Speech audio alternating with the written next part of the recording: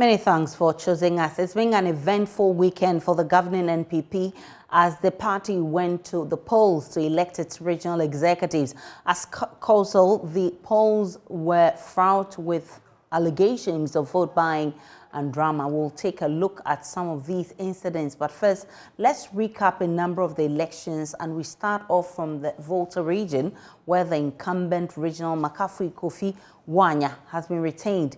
He beat his competitor, the former regional secretary Joseph Homenya, and Pastor Johnson Avolete, a former regional deputy minister, to clinch victory. Mr. Wanya polled 188 votes out of 291 total votes, while his contenders shared the spoils of 103 votes respectively.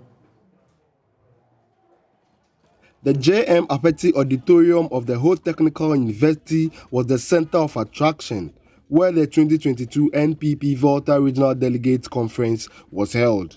An election scheduled to start at 9 a.m. was delayed due to issues surrounding the compiled register to use to conduct the election. The exercise, however, began at about 3:30 p.m. when the issue was duly resolved. 294 delegates converged to decide the fate of 34 aspirants who competed for the 10 vacant regional executive positions. Makafi Wanya, who had served as regional organizer before becoming the regional chairman in 2018, beat competition from two others to maintain his position. At the end of the polls, 188 delegates out of 291 endorsed his candidature. Pastor Johnson Avolete, 3 votes. Joseph Homenya, 100 votes. Wanya Makafi Kofi, 188 votes. Total valid votes 291. Rejected votes 0. Total votes in the box 291. Wanya Makafi Kofi 188 elected chairman. Makafi Wanya asserted that the outcome of the elections indicates that the delegates believe in the leadership that led the party into the 2020 general elections, where the NPP recorded an increase in its voting pattern in the Volta region. Party is not for the strong, either remains for the swift. Bread and butter are not for men of understanding of skill. It's not him that willeth, but it's God that showeth mercy. I want to thank God Almighty on behalf of my new executives for giving us another 4 years to round our affairs of the new patriotic party in the Volta region. I also want to thank our honorable delegates, constituency executives, who are sending a clear signal to the entire country that we are united, and they are united behind us to consolidate our gains. I want to thank you so much that you have spoken so loudly, and we accept to lead this party in the region for another 4 years. We pray to the Lord Almighty to give us the strength and the enablement to move forward. Pope Yaoyevu polled 179 votes to win the regional secretary race, beating Enoch Amegbeleto, Dr. Prince Sodoke Amuzu, and Kwesi Apenten. Emmanuel Kosi Boja retained the regional organizer position with 207 votes. Wisdom Gakpo and Samuel Atachi Anku were retained as the regional treasurer and regional assistant secretary respectively. Hannah Ashade beat the incumbent regional women organizer Afi Ajagbo.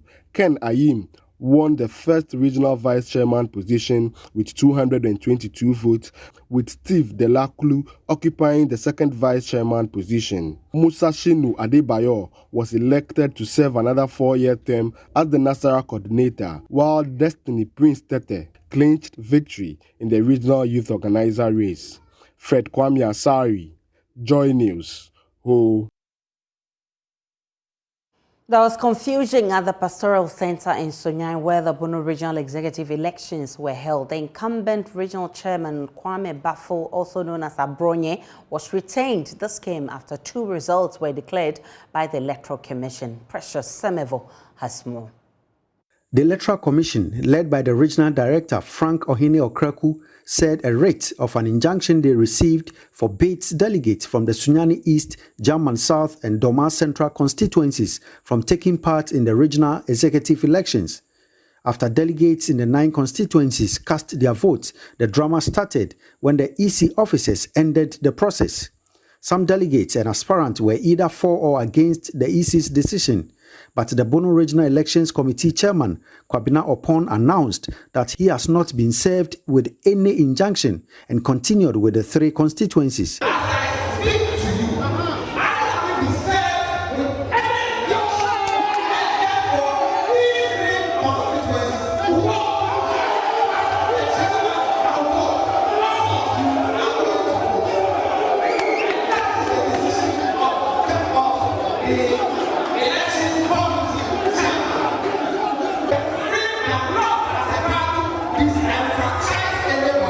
That paved the way for delegates from the 3 constituencies to cast their votes, but not without more drama.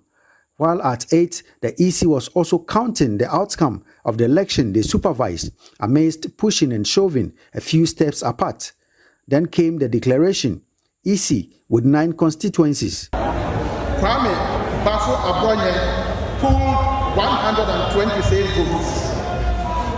And then Kolambik Rashid also pulled 80 votes. The total valid votes was 206. So Kwame Ahafo, who had 123, is declared the chairman of the Bono MPP. Then the Elections Committee Chairman with 12 constituencies.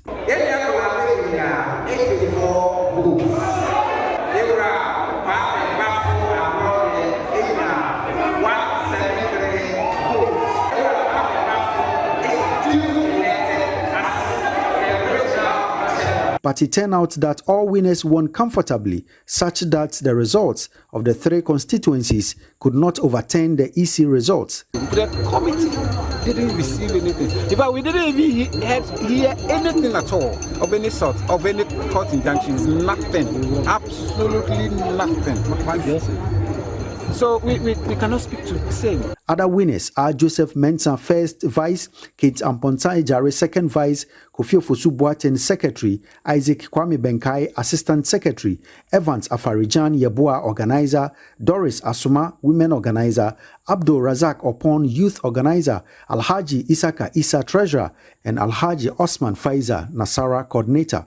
But for now, what party faithfuls expect from them is to not only reclaim the 5 lost parliamentary seats, but win all the 12 seats and break the 8 in the 2024 general elections. Precious Semevo, JoyNews, Sunyani. The Upper West Region, the retained chairman, Sambaye Basilde Kangbere, said his retention meant that the people trusted him and so he will not disappoint them. Mr. Kangbere polled 130 votes to beat his challenger, 49-year-old Toyiba Mahama, who managed 112. JoyNews' Upper West Regional correspondent, Rafiq Salam Hasmo. The signals were clear and the writing clearly written on the wall that many of the incumbent regional executives seeking re-election will be defeated. The question that remained unanswered, however, was which of them will survive the elections. 24 persons filed their names to contest in their bid to unseat them from the 10 executive positions they are clinging on. 135 police personnel drawn from all units of the police service led by the Upper West Regional Police Commander, DCOP Peter Ndekurana, were positioned at various locations to ensure that nothing untoward happened at the center. Equipped into teams and neutrals and heavily controlled and supported by unseen political forces within the region, each of the teams came to the venue, though on the quiet, but with lots of vigor and hope. 49-year-old Zamzam mineral water magnate Alhaji Toiba Mahama, who on 2 previous occasions had his chairmanship ambition flame out, was the first to saunter into the voting hall in hope to be third time lucky. The pomp and pageantry that characterized the campaign of heavyweight chairman SB Kangbareye 4 years ago was missing, but his contagious smile was at play as he walked to his seat. Members of the Council of Elders kick-started the voting process, and within 4 hours, all the 242 delegates had voted. SB Kangbareye retained his chairmanship position with 130 votes. His challenger, Alhaji Toiba Mahama, got 112 votes. SB Kangbareye said it is an opportune time to correct mistakes made in the last 4 years. Well, I'll just have to look back. They say hindsight is the best teacher. I'll look back, see where I went wrong, listen to the people to advise me as to where to go so that I don't make the same mistakes again. I see there's a lot of goodwill for me. A lot of people want me to succeed. So I can count on that and build on it, and we move forward to break the 8. That's the important thing, breaking the 8. I believe that with the youth with me, we will certainly go there. Alhaji Abdurrahman Aziz was also retained as the party's first vice chairman. Cletus Ampenno did not have same luck as he was defeated by former mayor of Wa, Alhaji Aziz Mohammed Gado. Those who know me know that I can work with anybody. I look at what I have to do and not at the person I'm dealing with. I know the party has a project, and that is the project I'm going to focus, helping my chairman to go through so that in the end we all take the glory. The position of the party's regional secretary went to Dr. Daniel Tanku, who for the past 8 years was the regional treasurer of the party. I bring experience.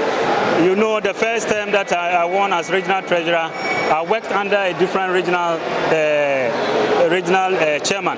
Then the second term, a different regional chairman. Now I'm going to work with the incumbent chairman.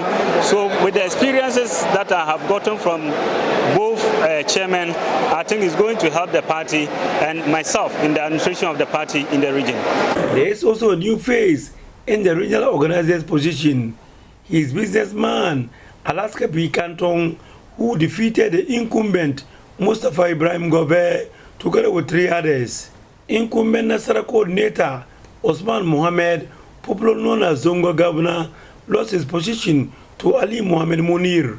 The position of the youth organizer of the party was won by Hamid Sana, while that of the treasurer was won by Al-Hassan Suleiman.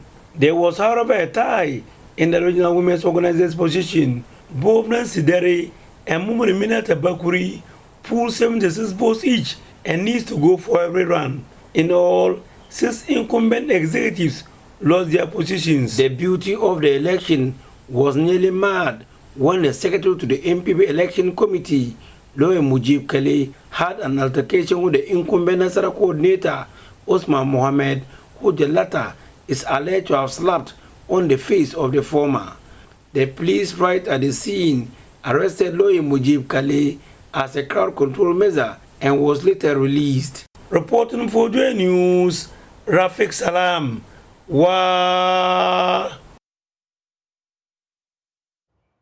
Let's now touch base with our correspondents on the issues that came up and also find how they were handled on the ground. We can start with Nanaya Ojima, who reported from the Ashanti region. Nanaya Ojima, he joins us live from the Ashanti region. I have all the other correspondents. Eliasa Tanko, I can see you. Precious Semevo is also there. We'll be joined by other correspondents to look at what characterized the just ended elections. Nana, how did the report about vote buying and confusion come about during your coverage of the election?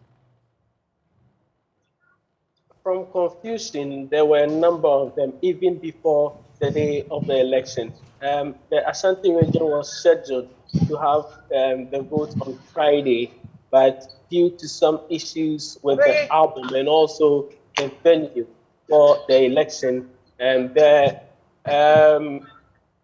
committee that was in charge of the election had to sit on that issue and try make sure that it's resolved. So for that reason, they had to postpone the election from Friday to Saturday, and also the venue had to be changed. Initially, the venue that was communicated to delegates and the media was due to the misunderstanding, raising concerns with the venue. It was changed from the regional coordinating stadium. So that is where the event itself took place. Now, on the ground, it was supposed to the voting itself was supposed to start somewhere at 9 a.m.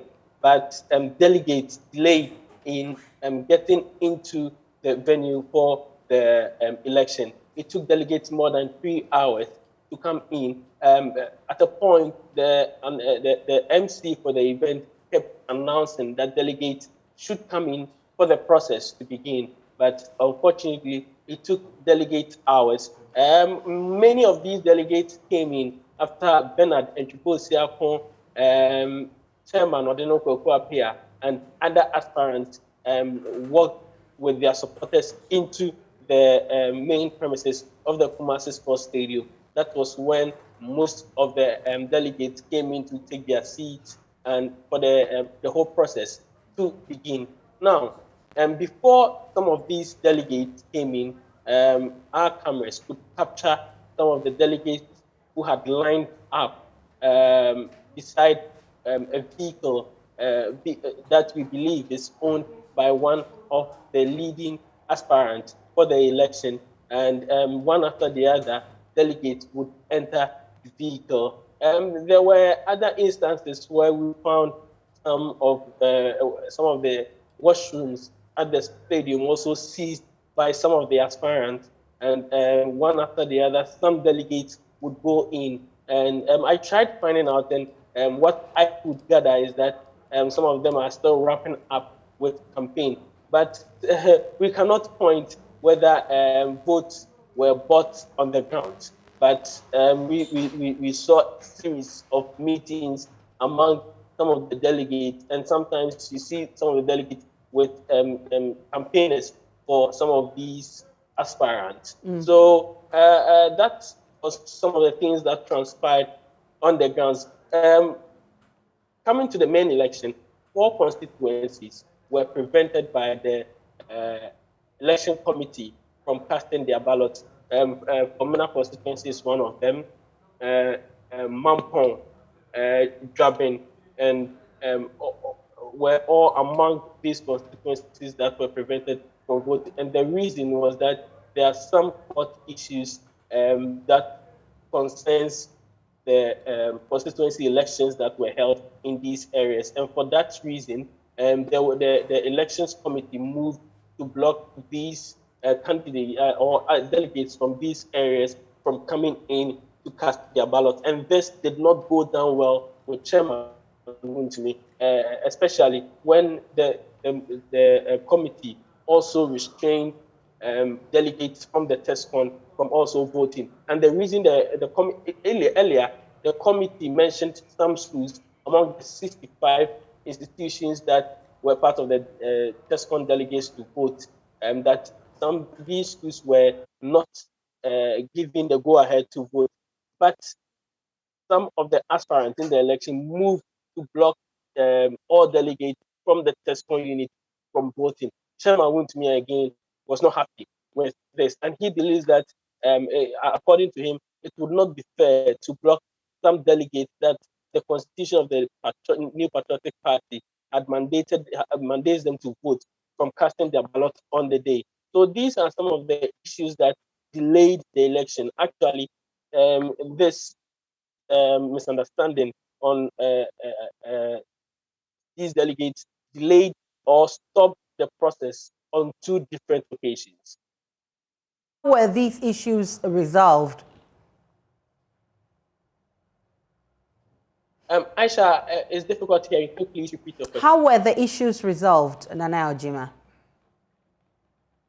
So whenever these issues come in, you see the election committee headed by the regional minister, Simon Osemensa, call the delegates, and through deliberation, they will come to a logical conclusion. But sometimes there were some of these delegates, some of these aspirants who were still not comfortable with the conclusion that sometimes we see delegates themselves who had gotten access into the voting area and go after members of the committee, asking them for reasons why they should restrain them from casting their ballots. For instance, at a point where the polls had been closed by the EC, Chairman Tumi stood in and he wanted them to open polls once again for TESCON members or delegates from TESCON to come in and cast their ballot, even though the regional minister who headed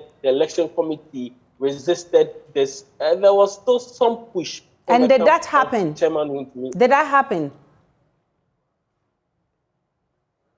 You are asking whether what happened? Whether the EC really opened up for the TESCON people to come and vote as elections had closed? No, the committee in charge of the election headed by the regional minister stood against, because it's a resolution that a meeting between the committee and some of the aspirants had come to. It's a conclusion that they had drawn. So there was no reason for the regional minister to take the words of the committee back. So he resisted it and made sure that it didn't happen. So they went ahead to count the ballot that had already been cast. And which declared him winner. Let's go to the Bono region and speak with Anas Sabit. Over there, some drama and confusion were recorded. Anas, what can you report from your region? Aisha, I am in the Bono East region, and here the elections was held on Friday. Of course, there was a huge delay at the start because of some issues that needed to be resolved, and the delegates, the candidates, used the opportunity to engage the delegates more. But let me put this across that out of the 10 positions that was up for grab, we had 2 positions where we had candidates going unopposed. Talk of the youth organizer position, and then that of the treasurer position. These 2 positions, we had candidates going unopposed. So we had 8 positions with candidates vying to represent the party. Out of the 8, we have 4 new faces at the close of polls, where the chairmanship position was won by a new face, a new entrant, and the person of Ibrahim who won in a landslide manner, polling 151 votes compared to the incumbent Thomas Eliapia, who had only 78 of the total votes cast. So 4 new faces in the chairmanship position. The first chairman, we have also a new person, Amwakim David Yao, and then the second vice chairman, Baba Ahmed Abdullah, winning that position as well. And then the national coordinator, where we have Abdullah Abubakar also winning. The other 4 slots, the incumbents were able to retain their positions. The organizer position, Mr. Suleimana, secretary, we have David Abuachi, the assistant secretary, Muhammad Suleiman, and then the women's organizer position, Sophia Afiye, Gans also retaining her position. So out of 10, we have 5 new faces and then 5 incumbents retaining their positions here in the Bono region at the elections held in Kingston on Friday. Anas Sabit, were there incidents of vote buying, as we're hearing from other regions? There were allegations of some of the candidates being married to the delegates. Personally, I can't confirm, or I have no evidence to back that claim. But we had some of the candidates lamenting that issues close to that occurred here. And yes, personally, I cannot substantiate that particular allegation. Let's now go to Anas Sabit. Elias Otanko, that was Anas Sabit from the Bono East region. Elias Otanko from the Northeast region has also joined us via Zoom with more from the Northeast region. Elias, what would you report from the just ended elections? Was it also characterized by the drama, confusion we've seen in other regions? Ilyasu Tanko. Hello, Ilyasu. Yes, yes, Aisha. Yes, comparatively no, but we recorded few issues here as well, especially during the day of voting, or if you like, after the voting. It all started when the one of the aspirants for the chairmanship position was arrested by the police, and that is when it all started. He was arrested because some 3 armed men were arrested on the Wale Wale Road with arms, and they mentioned his name, so he was picked up, and investigation, as I speak to you now, investigation on that particular case are still ongoing. So this is where it started. People then started to use it to campaign against him, and because this is a region for the vice president, where the vice president comes from, a lot of people agree that this particular election is very important for the aspirations of the vice president. And so most of the issues that came up were, resolved quietly. It never spiraled out of control to the public. And so the regional chairman, the Council of Elders were fully involved in this particular case, ensuring that issues that had to do with this election were resolved very quietly, and that is what happened. And so on the election day, which was on Friday, the election was very peaceful. In fact, it conducted. There was a few delays, not because aspirants were still campaigning, because people had to travel from far places like Cherpone and Yagaba, Mampurgu, Muanduru, which is very far from the regional capital. That is when the election delayed a bit. But when they all arrived and the election started, everything went smoothly, except at the last minute of the election when a young man was arrested by the police. He was trying to enter into the voting ground with a firearm, and he was quickly arrested and whisked away. And upon this particular incident, there was no any other incident recorded. Everything went smoothly, and immediately the election was declared, the losing aspirant and their agent all congratulated the winners, and everything went smoothly in this particular election. Ilyasu Tanko there from the Northeast region. Precious Semevo has also joined us from the Bono region. Precious Semevo, paint a picture of how events unfolded over there. Yeah, so Aisha, the election took place yesterday at the Pastoral Center here in Sunyani.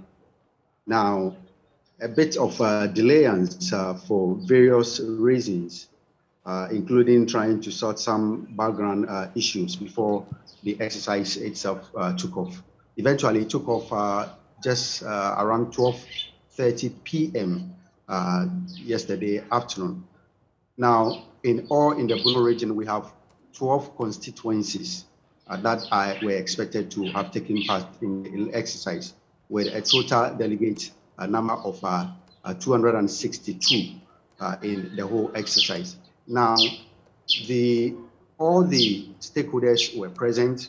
The police personnel were strategically positioned to the extent that it will be difficult for anyone who has no business to do at the event ground to get access to the place. That is, if you are not a delegate, you are not an observer or any other approved person to get close to that area, it will be difficult for you to get there. So the police did everything possible to ensure that the place was serene and comfortable for the exercise to take place. Now, when the elections committee chairman by name Kwabena Okon allowed the exercise to start, 9 constituencies took part in the exercise, supervised by the Electoral Commission, led by the regional director himself, Frank Ohini Okreku. Now, the drama started after the 9th constituency. Now, 3 constituencies had issues from their polling station and constituency elections, to the extent that it got to court injunctions were placed on these 3 constituencies.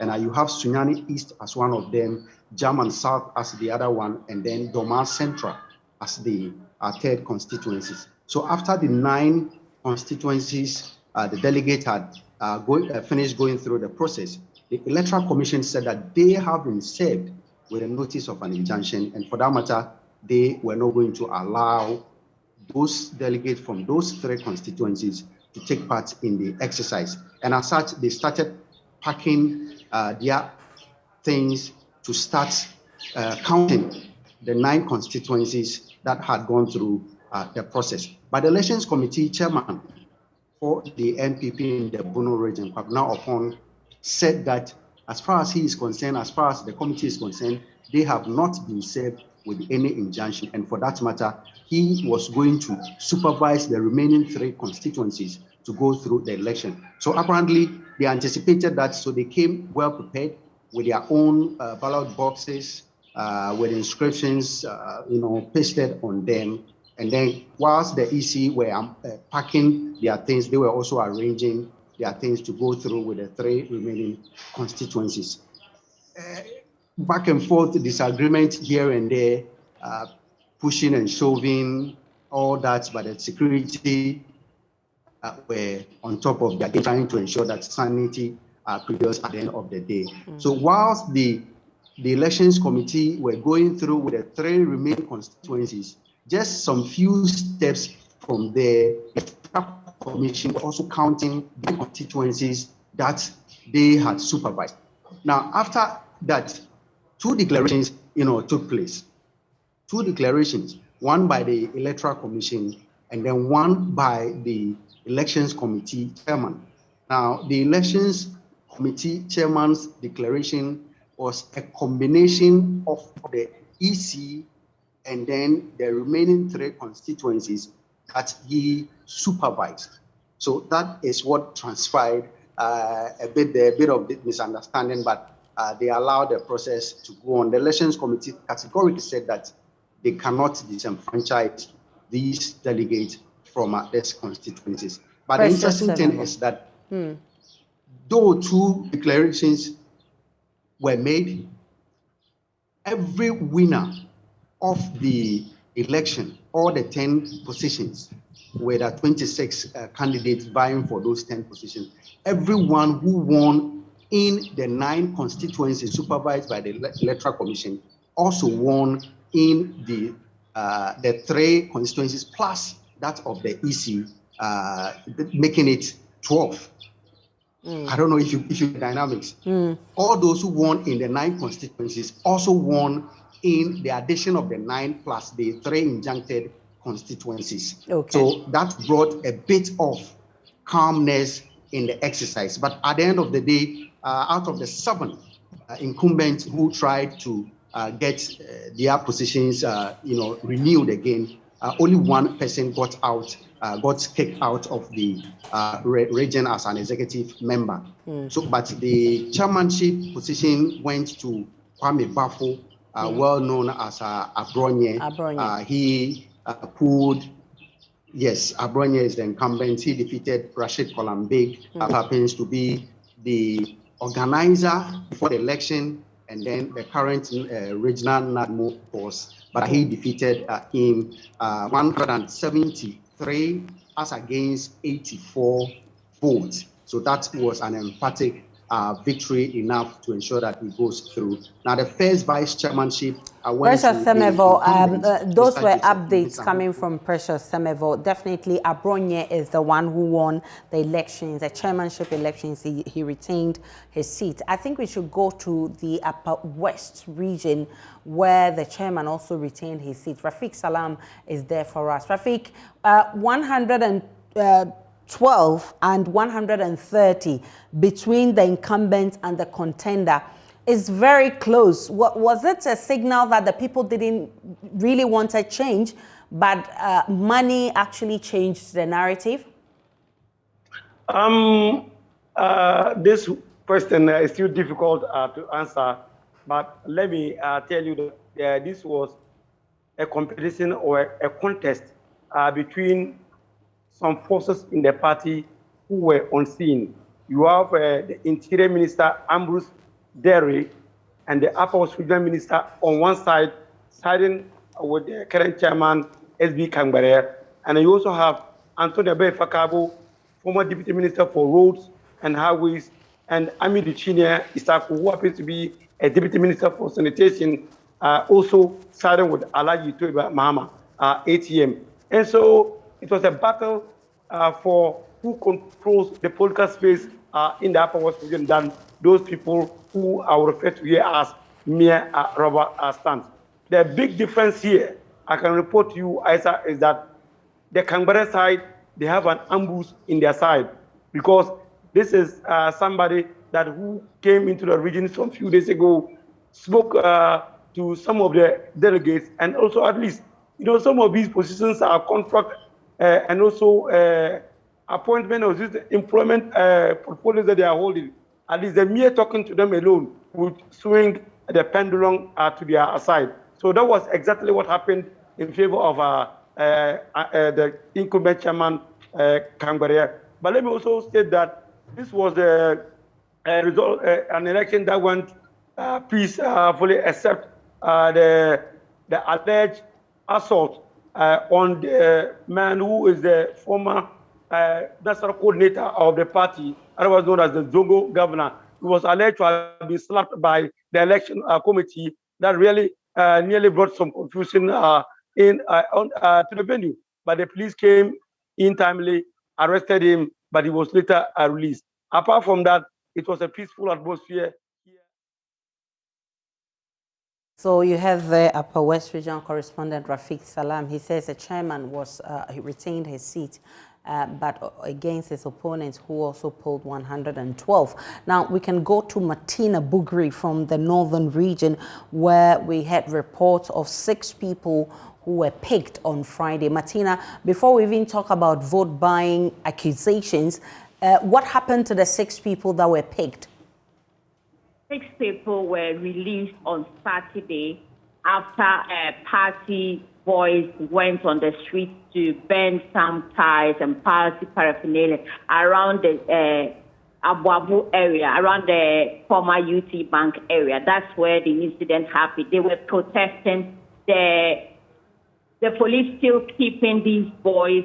And so later we saw party officials at the police station to be able to get bail for those who were arrested. And that actually happened. So they were released.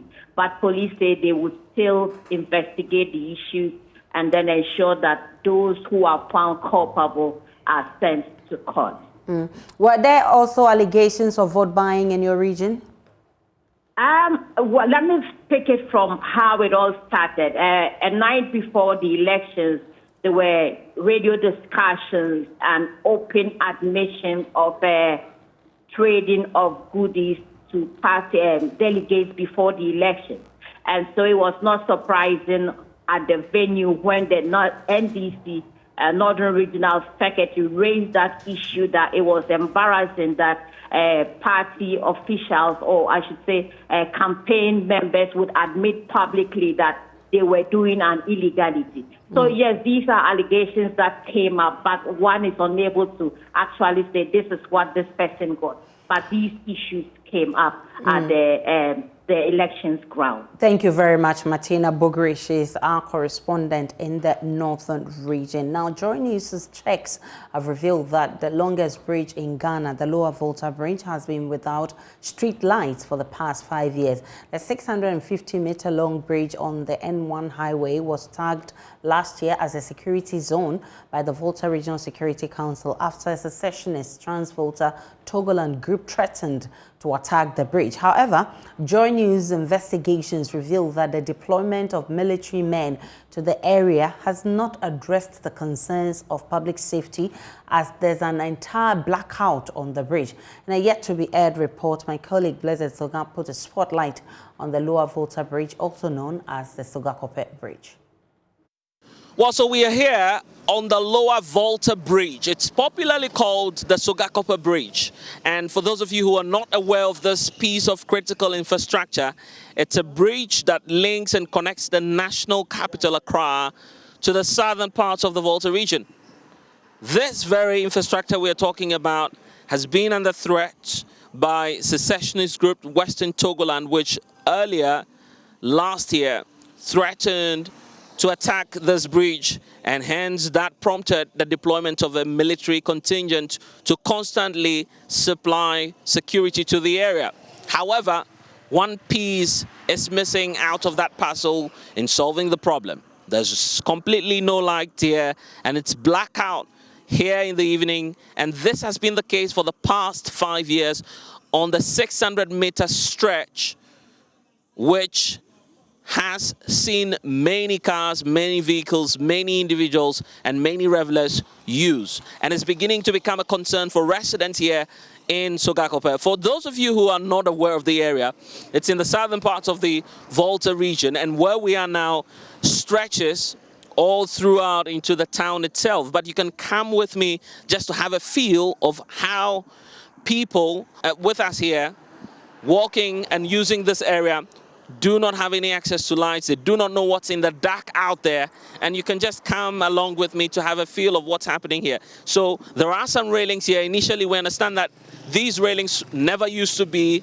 and in fact, some cars used to veer off the road into the river, but that has been addressed. What's the bigger problem here is that these cars that you see pass by could just run into anybody because there's simply no street light here on this critical piece of stretch. And it's the same story, if you could just come with me, throughout the whole 600-meter, and residents are calling for action. In fact, let's speak to some of the residents and try and understand what their concerns are, particularly as there are growing reports of cars knocking down individuals on this piece of stretch, and also the accompanying concern about security.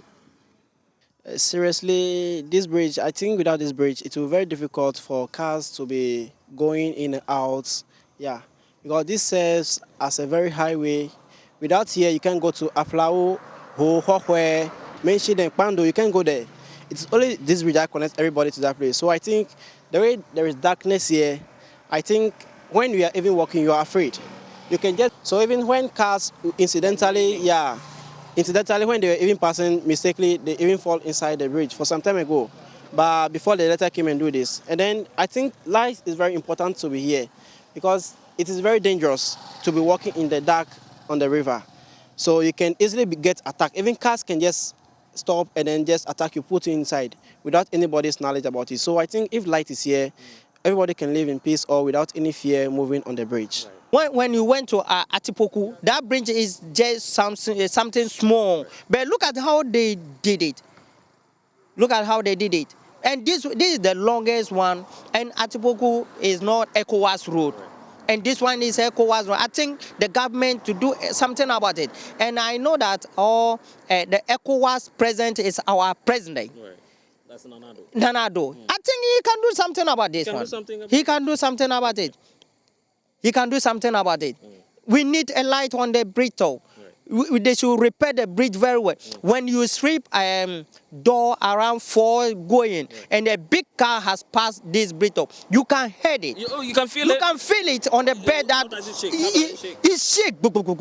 And even though when you are in your room, when you are in your room, you feel it. You feel it. You feel it that the ground is shaking. How does it shake? It shake like how it shake something like that. You will feel it. We'll take a break on JoyNews Desk. We'll return with more in business.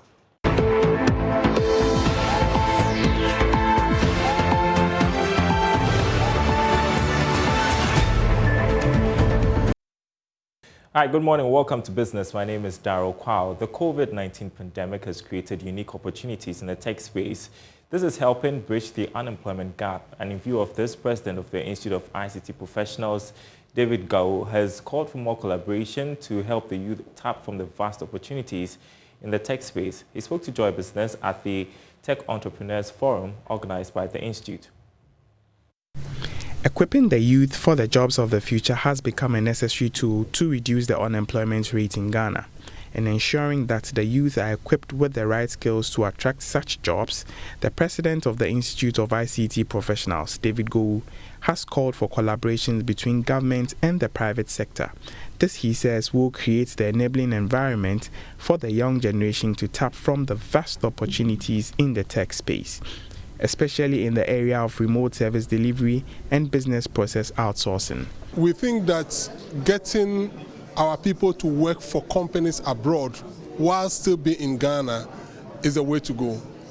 Whether it is about IT services or it's about document processing or, for example, our passport processing, anything that requires a group of people to work for another organization remotely is something we need to promote. And to do that, we think that bringing industry players, bringing government institutions together will help us have a better conversation about the opportunities and then how to tackle the challenges to ensure that we take advantage of the opportunities that are in this space. Countries like India, countries like Philippines, they have effectively managed this remote service delivery, and now they are employing a lot of people, a lot of their young people, and we think Ghana has a favorable environment to be able to do that as well. Meanwhile, the Director General of the National Information Technology Agency, NITA, Richard Ofori, said Ghana has positioned itself as the tech hub for the continent. In terms of infrastructure, the country has the largest data center in West Africa and has been able to attract tech giants into the country. He expects businesses to tap into this golden advantage, especially in exploring cloud services for businesses. Ghana is doing very well, and if you read the you sample some opinions from Africa, we are known to be the tech hub for the continent, and that means that our connectivity is deepened. Right now, NITA and the rest of them, the private sector, and also GIFEC, which is also providing connectivity to the rural folks. Once you have connectivity, we should be able to extend services like this into the Tamales, into the other areas, so that we don't all congregate in Accra. The CEO of Teleperformance Africa, Lars Johannesson, praised the Institute of ICT Professionals for creating such a platform to advance such conversations. He called for stakeholders to scale up awareness creation about cloud services and its importance. Well, number one, let's be very open and very vocal about the capabilities that Ghana and this continent actually has. We have a very young population. We have a very skilled young population in any of the different applications and different cloud environment tools that we need to have. Some people are not aware of that one. So let's raise our voice a bit, all of us, and make sure that people becomes even more aware of it, because this continent, and particularly Ghana, has a very strong capability to do a lot more here.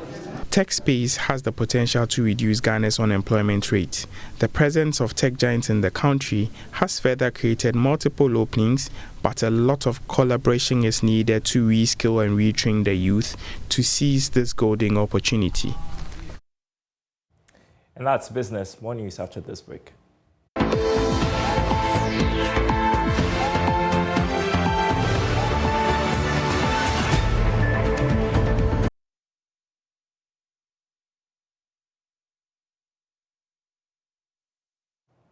JoyNews checks have revealed that 166 million cedis worth of soya beans and other grains were exported from Tripoli in the northeast region to neighboring Togo, Nigeria, and Benin. The Agric Ministry last year placed a temporary ban on the export of grains as a measure to protect the collapsing poultry industry. In our latest hotline documentary on Broken Chain, JoyNews reports the poor roads in Tripoli are contributing to the flight of grains illegal to neighboring countries. According to data from the District Agric Office in Chereponi, in January 2021, 1.6 million cedi worth of soya beans was transported to Togo and Nigeria. In February, the figure shot up to 2.3 million cedis. In March, the tons exported through Chereponi was 2.2 million Ghana cedis.